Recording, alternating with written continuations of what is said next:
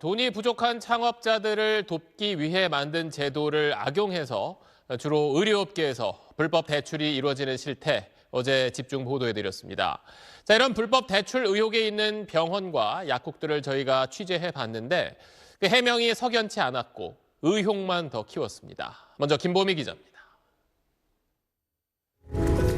신용보증기금의 예비창업보증은 자기 자본의 최대 100%까지 대출보증서를 발급해주는 제도입니다. 그래서 자기 자본을 입증할 잔고증명서를 꼭 제출해야 하는데 이때 타인이나 금융기관에서 일시적으로 빌린 돈은 나중에 갚아야 해 자기 자본으로 인정받지 못합니다. 다만 배우자나 부모 등 직계 가족에게서 나온 돈은 상환 의무가 없다고 추정해 자기 자본으로 인정해줍니다. 대출 브로커들은 이런 점을 악용했습니다. 가족 통장으로 차입금을 우회 송금하는 방식으로 허위 잔고를 꾸며내는 겁니다. 수수료를 얼마나 먹나요? 평균 3에서 한 7% 사이. 이런 일을 전문으로 해온 브로커 D씨의 통화 내용. 7억 정도 들어갔거든요. 자기 자본 만나고 신고 10억짜리 서류 받아서 1,000만 원짜리. 원장에게 7억 원을 빌려줘 허위로 잔고 증명을 하게 한 뒤 신용보증기금으로부터 총 10억 원 규모의 대출 보증서를 받아냈다는 의미로 읽힙니다. D씨가 언급한 한방병원을 찾아가 사실관계를 물었습니다. 병원 측은 병원 입지를 정하는 데 D씨의 도움을 받긴 했지만 신용보증기금으로부터 대출 보증을 받은 적은 아예 없다고 주장했습니다. 신용보증기금 보증서 받는 거 있잖아요. 그거를 받았다고 들었거든요. 아니시라는데? 원장님 여쭤봤거든요.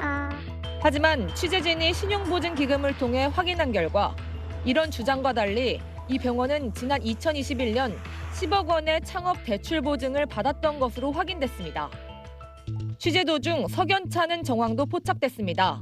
이 병원은 브로커 D씨의 회사 홈페이지에서 함께한 병원, 즉 개원을 도와준 병원으로 홍보 중이었는데 취재진이 해당 병원을 취재하고 나온 지 1시간 만에 홈페이지에서 이런 내용이 감쪽같이 사라졌습니다. 병원 측에 추가 해명을 요구했지만 답을 거부했습니다.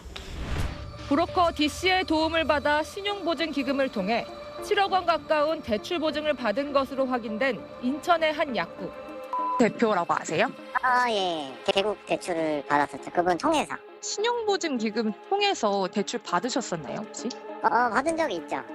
하지만 잔고 증명은 어떻게 했는지 기억나지 않는다고 말합니다. 그쵸. 그때 혹시 자기 자본금 같은 거를 빌린 적이 있으세요? 그때 없던 것 같은데 저는. 그럼 기억이 잘 안 나요.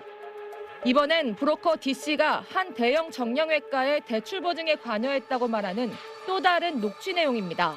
12억 5천에다가 또 회사에서 신용을 2억 5천 더 얹어서 15억 나갔어. 그래서 1,500인 거고. 최소. 그리고 시설은 또 15억을 뽑을 거야. 신용보증기금에서 12억 5천만 원의 대출 보증을 받을 수 있게 해준 데 이어 추가로 15억 원의 대출 보증을 더 알선해 줄 것이란 내용이 담겨 있습니다. 이 병원에 찾아가 설명을 요구했는데 원칙대로 대출을 받았을 뿐이라면서 신용보증기금으로부터 대출 보증을 받았는지 등 구체적인 질문에는 답하지 않았습니다.